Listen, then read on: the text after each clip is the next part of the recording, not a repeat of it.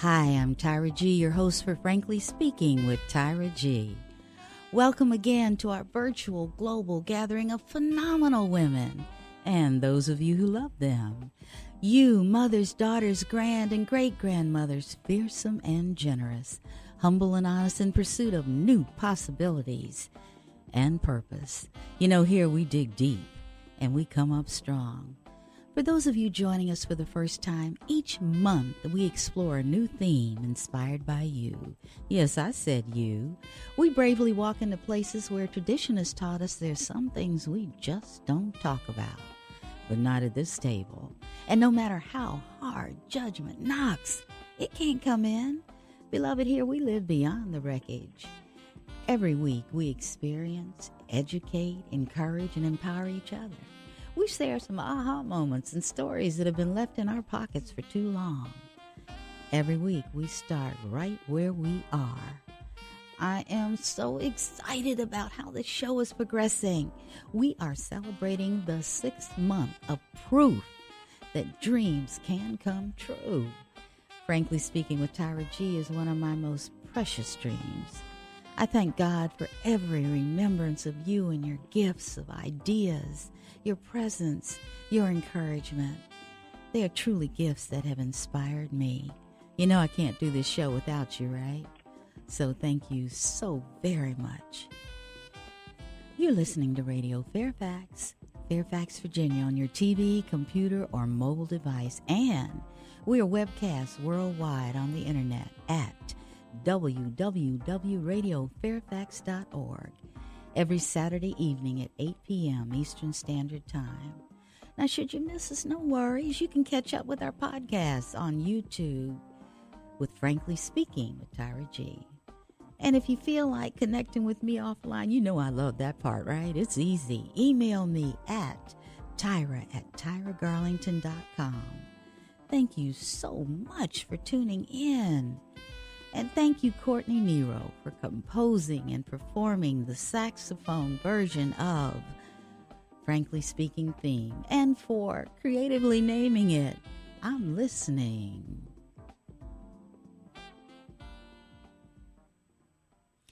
This is Women's History Month. Our theme is Women of Wonder, or WOW, women who said yes to the power within them. I like to begin each show by sharing a few theme-related words of wisdom and recognition from trailblazers who make us proud to be women. The first, and I quote, "To all little girls who are watching, never doubt that you are valuable, powerful, and deserving of every chance and opportunity in the world to pursue and achieve your own dreams." Now that was Hillary Clinton in her 2016 concession speech. The second, I raise up my voice, not so I can shout, but so that those without a voice can be heard. We cannot succeed when half of us are held back. Now this is Malala, the youngest Nobel Prize laureate. There is no age requirement on extraordinary. Malala was a human rights advocate for women and children in northwest Pakistan. She was targeted by the Taliban and severely wounded by gunshot when she was returning home from school. There was a movie made for her. He named me Malala. Number 3. If you want something said, ask a man. If you want something done, ask a woman. Margaret Thatcher. Number 4. It took me quite a long time to develop a voice, and now that I have it, I'm not going to be silent. And that was Madeleine Albright. Lastly, there is no limit to what we as women can accomplish. That's Michelle Obama. To create our common thought space today, I want to share some facts to serve as a centerpiece for our conversation. Ms. Van Sant, our friend and coach, who wrote in her book Until Today in the year 2000, penned the following words: I will realize my own worth when I accept conditions and circumstances cannot confine me and do not define me. Do not confuse the conditions in your life with the truth about you. Conditions may be influential, but they're not immutable. Conditions can and do change. Circumstances may have an event, but they're not the deciding factors in your life. Do not allow yourself to believe what happens to you can in any way alter the truth about you. You are not what happens to you. You are how you handle what happens. You are not what is going on around you.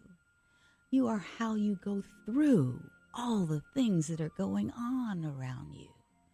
You are not bound to or stopped by any condition or circumstance that may confront you. Hear me now. You are boundless, unlimited, unstoppable power and energy of who you believe you are. And beyond that, nothing really matters unless you let it. Until today, you may have believed that environment, conditions, circumstances, or situations could alter, determine, or change your identity. But just for today, examine what you believe about where you are in your life to see if what you believe is in fact coming true. Now, this is your exercise. Repeat after me. Today, I am devoted to eliminating, confining, and limiting beliefs about myself and my life. One more time. Today, I am devoted to eliminating, confining, and limiting beliefs about myself and my life. Now, after our break, you're going to meet a phenomenal woman who personifies the authenticity and vulnerability of a woman of wonder. You stay close now. And we are back. I am so excited. When I first heard Tiffany Smith Anoa'i, did I do that right, Tiffany? Yes, you did. Perfect. I always say a good rule of thumb is if you can say Hawaii, you can say Anoa'i. Anoa'i. And wait a minute, she's as mysteriously lovely as the last name. I wish you could see, well, you can see her. You'll see her spirit. But when I first met her, I had some immediate thoughts, and I was thinking, this is a woman walking at the speed of purpose. And then I said, well, this is a woman who makes you feel like what you've done is great, but what you're about to do is greater. And then I thought, well, this is a woman who walks and talks out of a place of her worthiness. So I said, Tyra, you need to meet her. You need to talk to her. You need your divine audience to be touched by her message, her dignity, and her commitment. So guess what? She said yes. Tiffany, welcome and thank you. Thank you so much for saying yes. For providing a platform such as this. It is really a pleasure and honor to speak with you today. Well, I believe, and I ask each of my guests to do this, that you actually introduce yourself, because I think people get a flavor of who we are, not just through our words, but how our voice sounds. So if you take a few minutes and give us some background on who you are. Absolutely. As you so eloquently introduced me, my name is Tiffany Smith Anoa'i. I am a native Angelino. I always lead with where I'm from because I feel that it is truly a foundation for what we become. And it's something along those lines that I'm a proud native Angelino. I love where I grew up in Los Angeles. I feel that because I was raised near the ocean, I have much more of a calming spirit. And even though I was born and raised in Los Angeles, I still have roots, I would say, almost all over the country, because any place that I have set my feet in, I have definitely taken something away from it. So that's one of the things that I always start an introduction as to where I'm from. And a little bit about myself, I also, one thing that I never neglect saying is that I'm a proud Howard University graduate. Go So Howard, yes. yes, HU, you know. So I love my university. I feel that it was a place destined for really growth that I was there. And I've told this story before, but I would like to share it again, that when I went to Howard, I was awarded an academic scholarship. And it really was a bit of a shock coming from the West Coast to the East Coast. Weather obviously played a role in it. And I didn't take my freshman year serious enough. And all I had to do was maintain a 3.0 average to keep this scholarship. And that's a B. That's just average as far as I'm concerned. I know a C is considered average, but in my book, a B was just, that's not really having to really put too much effort into it. And at the end of my freshman year, I got a 2.9, and I lost my scholarship. I had to come back home. And it was one of the best things that ever happened to me. I had completely lost my mind my freshman year of college. And let's put an asterisk by lost my mind in the sense of that I wasn't doing anything illegal. I wasn't being inappropriate as a young lady in college. I just was being lazy. I was telling stories in my head that, oh, you know what, I got an A on that last test. I don't need to go. Or, oh, it's snowing outside. I don't feel like going to class. So it was much more within that vein. And I also got a little bit too big for my britches in the sense of that telling my parents that, I kept telling them how great I was doing. Oh, I'm doing so great. I'm so, I'm doing wonderful. And next year I don't want to live in the dorms. I want my own apartment and I need a car. And I'll never forget when I left school after my freshman year of college and my parents picked me up, and they picked me up in a brand new Jeep. And because I had been telling them I had been doing so great, and, you tend to believe your children. And then they also had purchased a lease of an apartment and paid a whole year in advance rent for me to have this apartment. Then the grades come in, and then I lose my scholarship. And it was, when I say it's the best thing that happened to me, some blessings are nightmares in disguise. And I that's agree. what it was for me. I really, really, truly believe that. And I'll never forget that my mother, she set me down and she said, do you remember when we received that acceptance letter to Howard University and how excited we all were? I said, yes. And she said there were probably numerous young men and women that received decline letters that were more than worthy to be there, and you took someone's spot. And those words right there literally broke my heart. That I took someone's spot, that I really just put it by the wayside like it was nothing. I want you, I that is so powerful. I don't want you just to skip over that. It resonates. I'm embarrassed to say it resonates with my freshman year too. But I didn't have a scholarship. All I had was my dad saying to me, well, if this is the best you can do, and of course, you and I know that's never the best we can do. But there are young women listening, young women and young men that need to understand sometimes our blessings come with burdens to teach us. And your mother, oh my gosh, her words were so wise. What happened to your heart? I know you said it was broken, but did you flip the script at that point, or did she say something else? What happened? Yes, she did. I mean, it was broken in the sense because I had just never thought past myself. And that's what got me into the mess that I was in. I did not respect everything that had got me there. I did not respect that everything that was keeping me there. Yes. And then, just to be selfish and want more and more. And so it was one of those that I'm happy that I learned that lesson at 18 years old. She said, those words resonated with me, and they continue to resonate with me for the rest of my life. And now that I am a mother, I utilize those words as well. Yes. And so it was so much that you took someone's spot, And she said, if you would like to go back, then you need to pay for it yourself.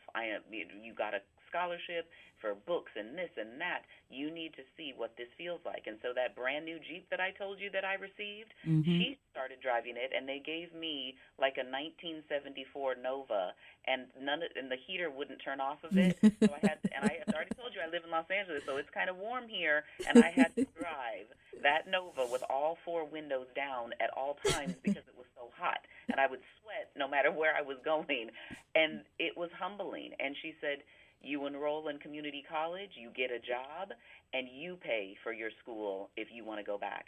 And to just kind of fast forward to this, I have never looked back. I have vowed that I would never take anyone's spot for my remaining years on this earth, and I was able to get a job. I went to community college. I saved over $23,000 my own. My parents never let me go anywhere for those 9 months. I never went to the movies. I never bought a magazine. I didn't buy a candy bar. I was focused on school and working, and that was it. And I saved my money. I paid to go back myself.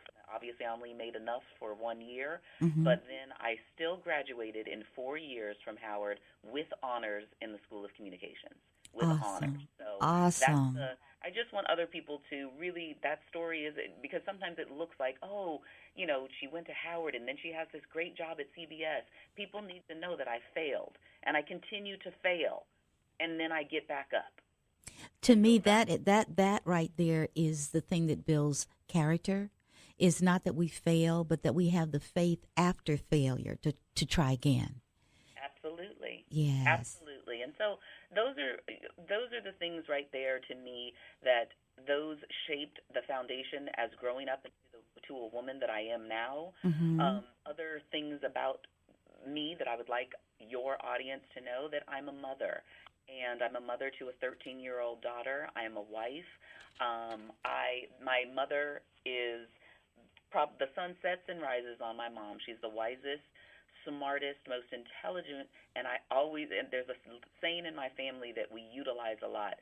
Nana is always right. And she is. 9 times out of 10, she is always, I would say 10 times out of 10, she's always right. And we are so fortunate to have her with us in our household and imparting her wisdom on my daughter.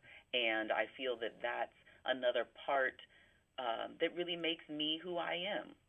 Yes, yes, yes. And I saw a quote recently that said, when you're born, life doesn't come with a rule book. It comes with a mother. Yes. And I think that is so wise, so very wise. Absolutely. So let me ask you some fantasy questions based on what you said, and I love the vulnerability and the authenticity.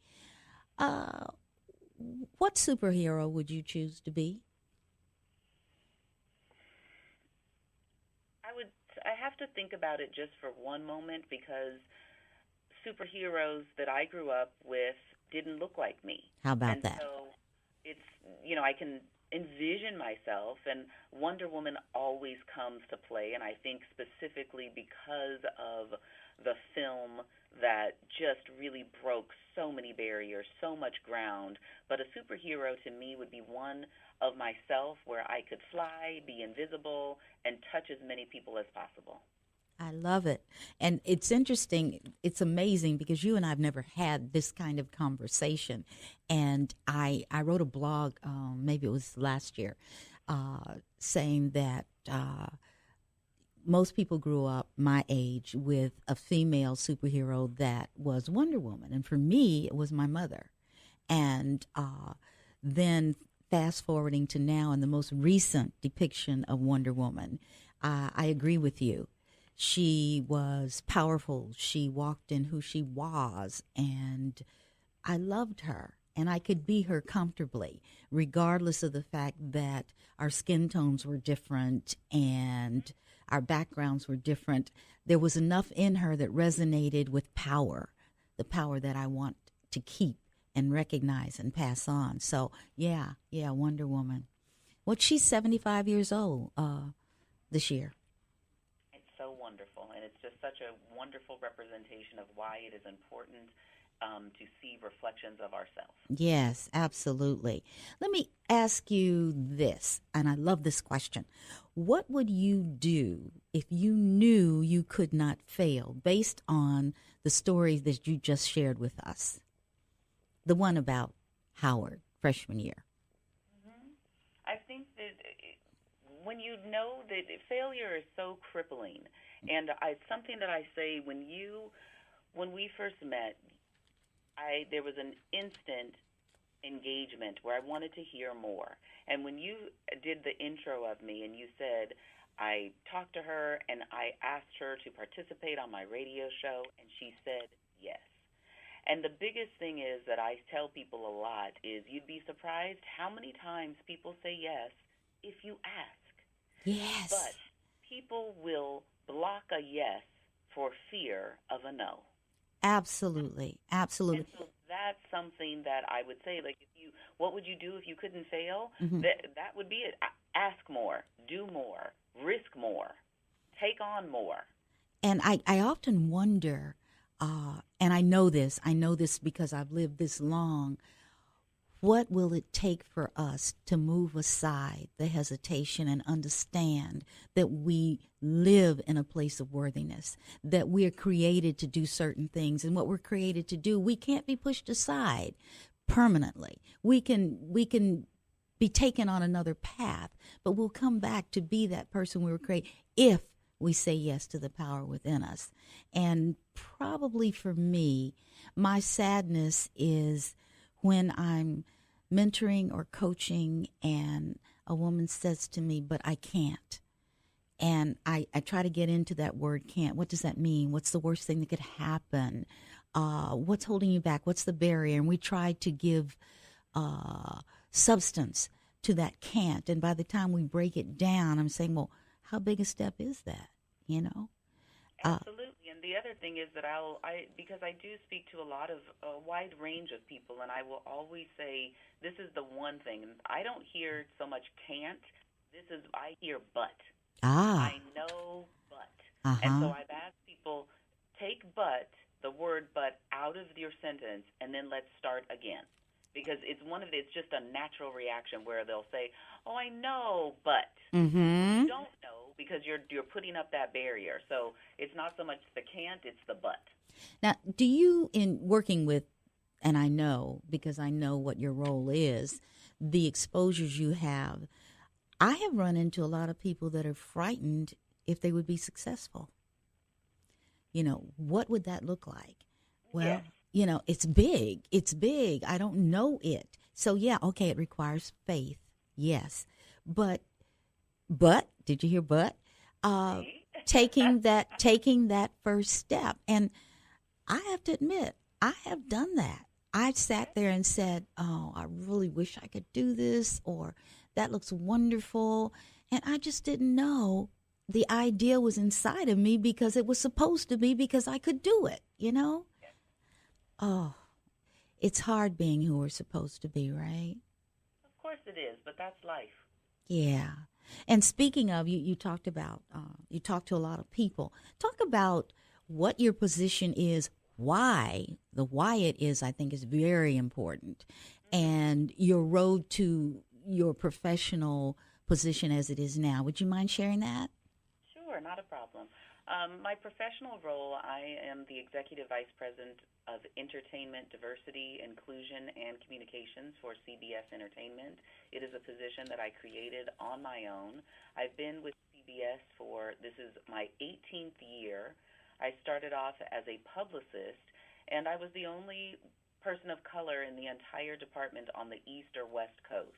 And I say that with a little grain of salt in the sense that I just told you that I've been at CBS for 18 years, and it's a great testament to the corporation as well as the company that people stay here.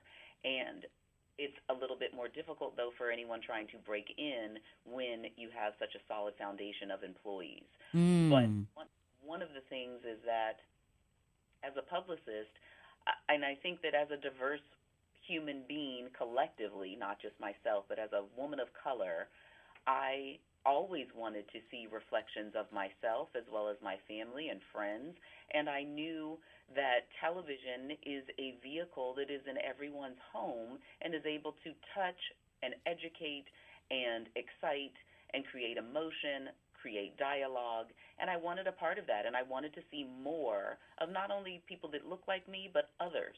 And that was the catalyst for it. It was one of those where it was just, I knew that I wanted to do more. I knew that I wanted to do more at this particular network, and it was something that I created my own PowerPoint presentation. I was very bold and deliberate in researching facts and figures and showing that this is where television was going to go. I scheduled a meeting with my boss, and I said, I don't think you realize how smart I am. And those were my opening words.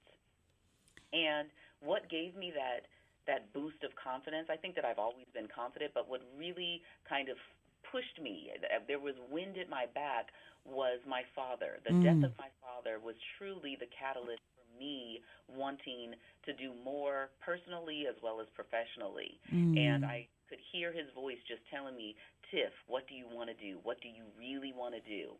And so my role at CBS, once I was able to create it, and it wasn't anything that was overnight. This was 2 years in the making, 2+ years actually, of just, we don't know what the budget is.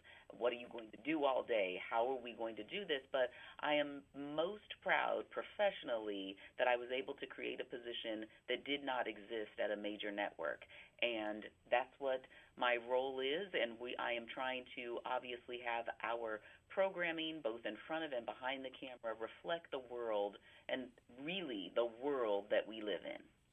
I'm going to repeat a few of Tiffany's words because you need to have these engraved in your mind, in your heart, and in your spirit. She saw something she believed should be, and she said she was bold, she was deliberate. I added the fact she had a vision. And her opening words, you don't know who I am. She upset the equilibrium of her audience. And it came across as I do, and you need to. But add to that equation, did you hear 2 years, everybody? That means patience. Sometimes most times our visions are not going to be an event. They're going to be a process. And I heard Tiffany say, I kept at it. I saw it. I wanted. Yeah. Absolutely relentless, because I knew what I wanted. It's my passion. I knew that this is where television was going all of those years ago. I knew that it was not going to be this way for forever. I just knew it. I knew it in my spirit. I knew it in my bones, and I knew I wanted to be the person to do it. And you did it. Yes, I did, and I'm doing it, and I don't do it alone. I have such a magnificent team surrounding me that they do it with me. It is not just myself. I'm not the power of one. And and I think we all need to understand none of us is a power of one. No. We are not alone ever in anything. And sometimes when I'm speaking or after a speaking engagement, someone will say, "Oh, I thought I was the only one." No. Delete. You are never alone. And Tiffany talked about the spirit of her father that was the wind beneath her wings and at her back. We all have someone that plays that role. But we have to sit still for a moment and get that together in our brain. But one thing I think is comedic is I'm old enough to remember when CBS was one of 3 networks. And if anyone showed up that was African American or someone of color, we knew in advance, we would get on the phone and we call everybody on the block. Hey, turn to Ed Sullivan at 8:00. So-and-so's going to be on. And I love the fact that Tiffany said, oh, no, that will never do. So thank you for that. Absolutely. What does your team look like?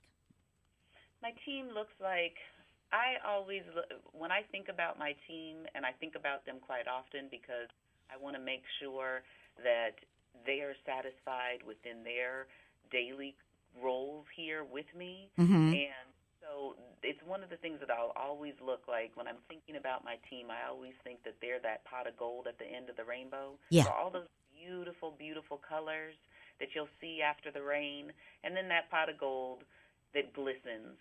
That's what they look like to me. I mean, I just have a wonderful, wonderful group of really passionate. They match my passion, and then sometimes when I'm feeling low, because that's I always say it's called work and not playtime for a reason. So Yes.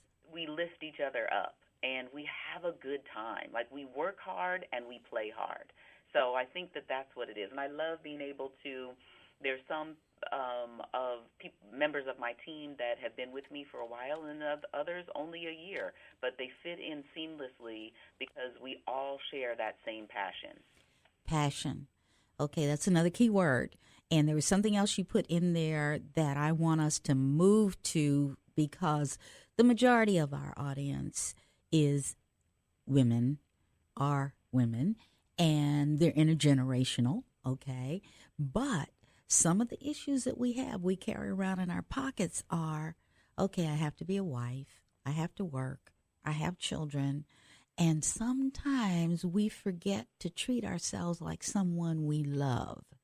So we find that presents in words like, you know what, I am tired of being tired. Or somebody says, I can't do this anymore. So you are successfully doing this. Talk about work-life balance in your life for us, a model. There is no work-life balance. I think it's a cliche. I think that only women get asked that question. No one asked my husband, wow, man, how do you do it? Him and I both went half on a baby, and she's just as much his responsibility as mine. And so I think that that's one of the things, like, wow, I think that we need to rephrase that question. I think that we need to also, in the sense of, to me, we can say, what's your work-life balance? It's almost because there is no balance. Some days that it is a seesaw, and I'm sitting on that seesaw alone. Other days, there's someone else on that other side, and we're balancing it out. We're working it out. The biggest thing that I can say that the answer to that question for myself personally is you just do.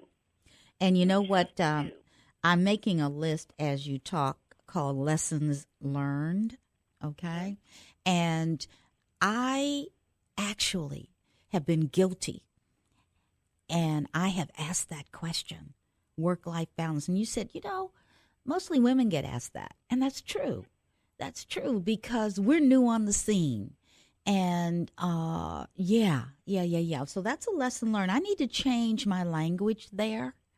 Yes. And I'm willing to do that. Yeah, I really feel, and I think that as other women, we don't need to ask that. I think that we have to be more specific in that particular question. One of the things that I like to do when I'm meeting either someone new or just trying to find out how someone does something differently, I will always ask, what's someone's schedule? Okay. But I like to see that a little bit more, like, okay, how do you do this? Okay, this is what we normally do. I take the kids. Do they take a bus? Or I usually do lunches the night before, or I'll do breakfast. So I love to ask someone, what's your schedule? Okay.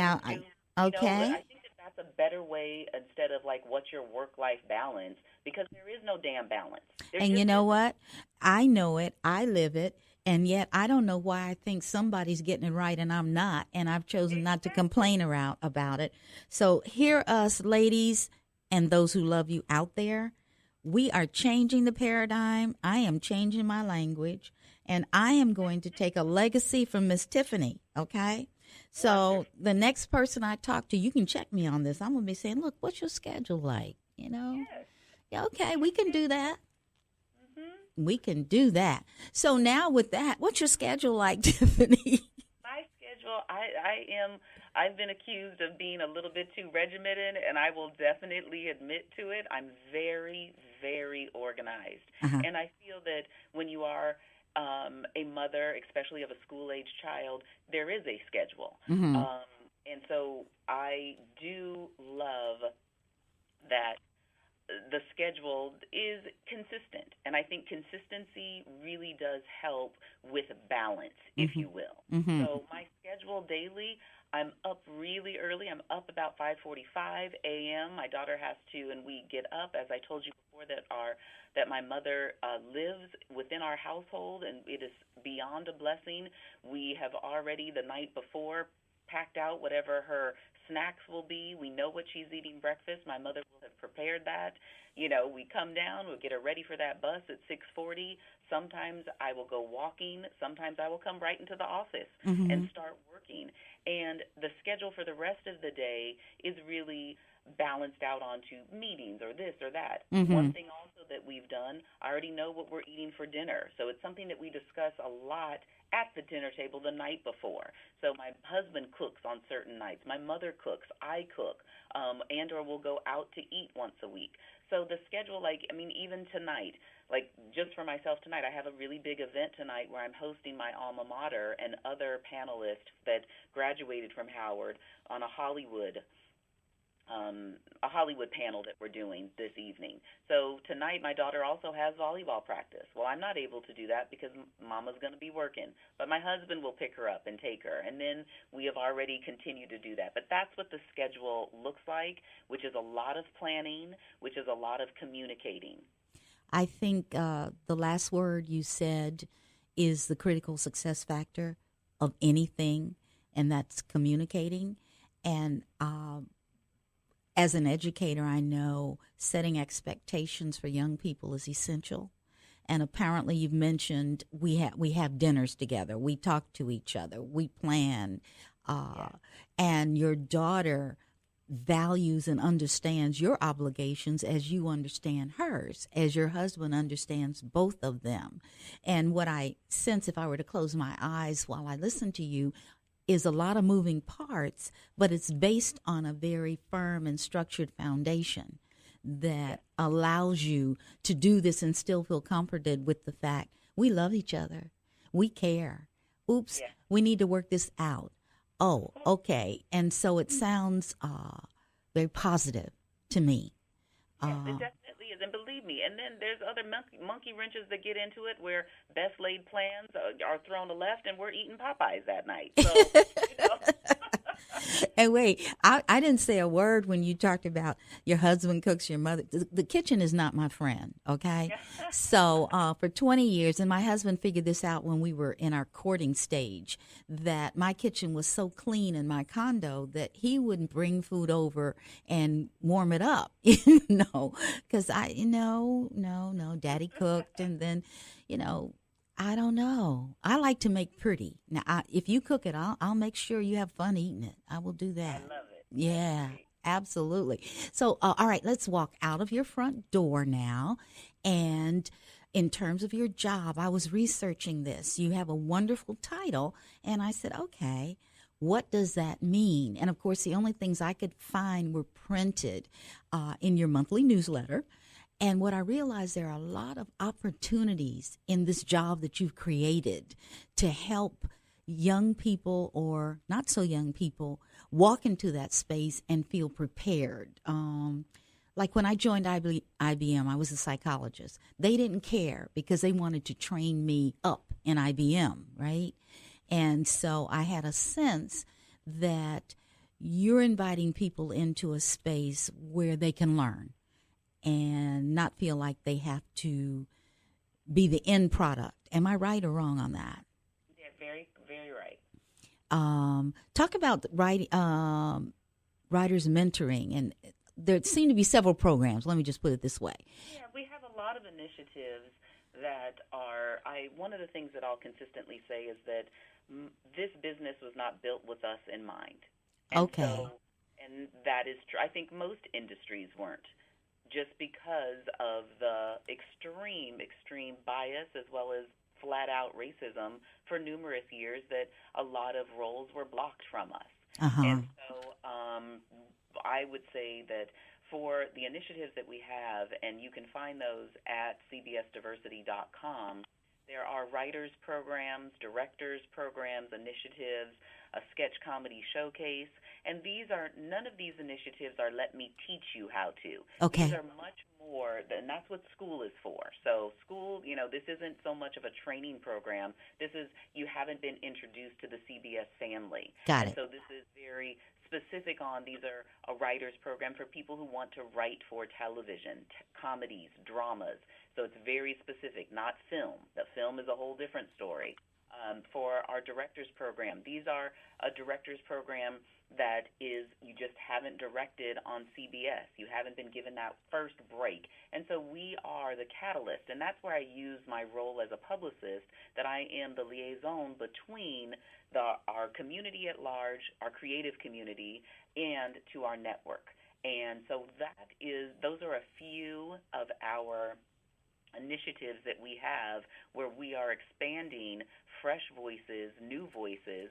And when I say fresh or new, that is not synonymous with young. Even though, yes, young is, we definitely want that, but I always want a balanced list I of hear you. whoever that I'm working with. Because your audience is going to be balanced as well. Absolutely. Yeah. So if I invited you to this mythical graduation ceremony and you are the keynote speaker to graduating college seniors in 2018, what would be the crux of that message that you'd have for them?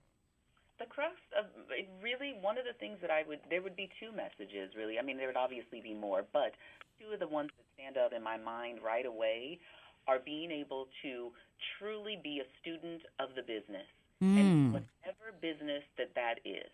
That means being relentless in your pursuit, doing your homework, doing your research, being excited, being passionate, and letting that show. Because a lot of times when we're looking for internships, you might not have a lot of things on your resume, nor should you, because you are in college. Mm-hmm. So it's one of those that what shines through more than anything is passion, being able to effectively communicate. I can't stress that enough, that within this social media age, I feel that a lot of times people are not connecting in a physical form. It is so much that, I'll text it to you. So conversations are boiled down to 3 letters now. There is no true conversation going. So I'd say for the graduating class right now that they need to use their voice. They need to remain relentless. They have to be a student of the business. They need, more than anything, to follow up. That's the biggest mistake that I see, is that, I didn't want to bother, or, I didn't want to bug. Well, then you don't want to work. Mm-hmm. Especially in the entertainment industry, where our industry, is built on relationships. Mm-hmm. It's built on the follow-up. It's built on questions. It's built on who you know, and truly, who you know is much more, I think, the catalyst to obviously what you know. But it really is who you know, but more importantly, who knows you. I'm taking vigorous notes, right? When you were talking about some of the attributes of Generation Z and millennials, I did February, I featured Voices of the Future, and I was thrilled because I featured Generation Z and millennials. So my youngest guest was in the 5th grade, and my oldest guest was 23. And I had a couple of panels, and I had them produce their own show. And one of the questions I asked them took them to the place of, with all the social media, do you ever feel alone together? And, I used some quotes of some things that I had read and all. And I said, and one person, bless his heart, his mother was here because he was young, and he admitted that he sleeps with his phone, and that's going to be the last day he ever sleeps with that phone. But we talked about what security social media is offering. And then I asked them to step back. And without your phone, how would you address this person sitting next to you in the studio? Yes. And we talked about intimacy and eye contact and vulnerability. For instance, if you text someone, what's your expectation? Well, that they'll text me right back. And I said, and if they don't, you know. So I think we have to look behind some of the things that we're seeing with young people, because they're still insecure. And some of the millennials are still responding to the financial crisis that we had at a level below the surface. So I think as adults and people who may be walking ahead of who they are, we have to listen to what they're saying, and I think we have to listen beyond what they're saying and engage them in interpretation. What I loved is having a conversation where I was maybe 2 or 3 generations ahead of them, and how much fun we had. So it's all possible. There's so much that's possible. And let me tell you what else is possible. What else is possible is that Tyra forgot to do her commercial. So Tyra's going to do that right now. Y'all hang on, stay close, grab a snack, but I'll be right back, okay? And we are back, and I won't be punished. Isn't that wonderful? I know. But it happens. I get so engrossed and so excited about the content and the people that I'm talking to that I think, let us just continue. What I'd like to do, and most of my listeners understand that I ask each of my guests to write a letter to their younger self. But with Tiffany, I'm going to ask something else because she's in entertainment. I'm going to ask her to role play a bit and have a conversation with her 13-year-old daughter, what she might like to say to her at this point in time that may encourage her in her life. Miss Tiffany, would you like to do that? Absolutely.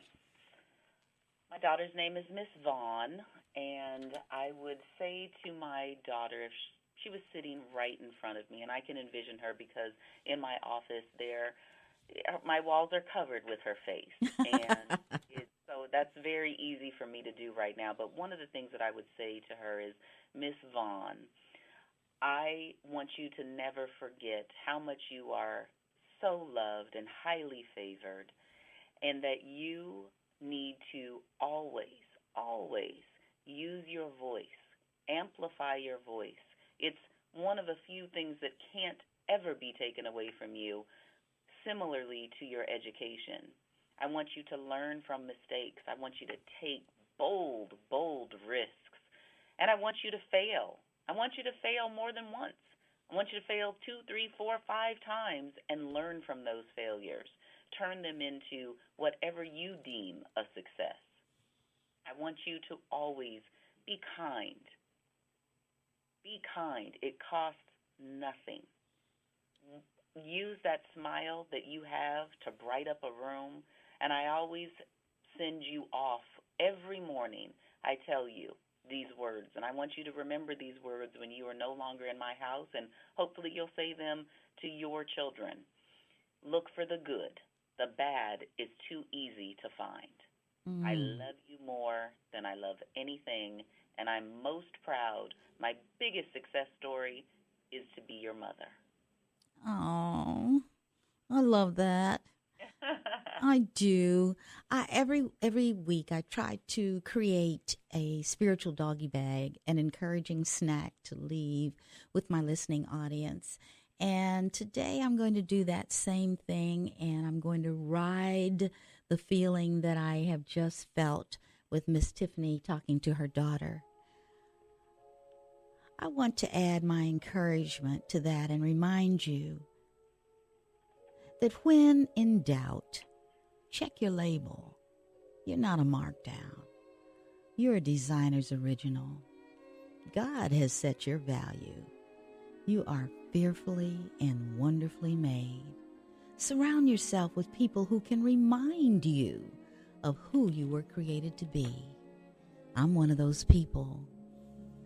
I'm here and I'm listening. I'm here to inspire and coach you into your courage. I'm here to help you open the inaccessible areas of your heart. I'm here until your fleeting spirit decides to stay. I'm here to encourage you to accept these truths. You're worthy. you're not alone. And you're not your circumstances. Nothing that has happened to you in your life will be wasted. The good, the bad, or the scary. You have everything within you that you need to thrive. Say yes to that power. You are one step, one yes away from your miracle. I'm going to ask Mr. Tony Walker to take us out with the piano version of our theme song, and I'm going to thank my guest, for sharing her spirit and her wisdom. I love this conversation. All of you who've been listening, please understand that you've been listening to Frankly Speaking with Tyra G. This week, my guest has been Ms. Tiffany Smith Anoa'i. I hope I did it right. Executive Vice President of CBS Entertainment Diversity and Inclusion. Join me next week, same time, same place, 8 p.m. Eastern Standard Time, www.radiofairfax.org. Your seat is guaranteed. And if we miss you, it's okay. All you have to do is go to YouTube, Frankly Speaking with Tyra G. And by all means, connect with me offline. You know I love it. Tyra at TyraGarlington.com. Bye for now.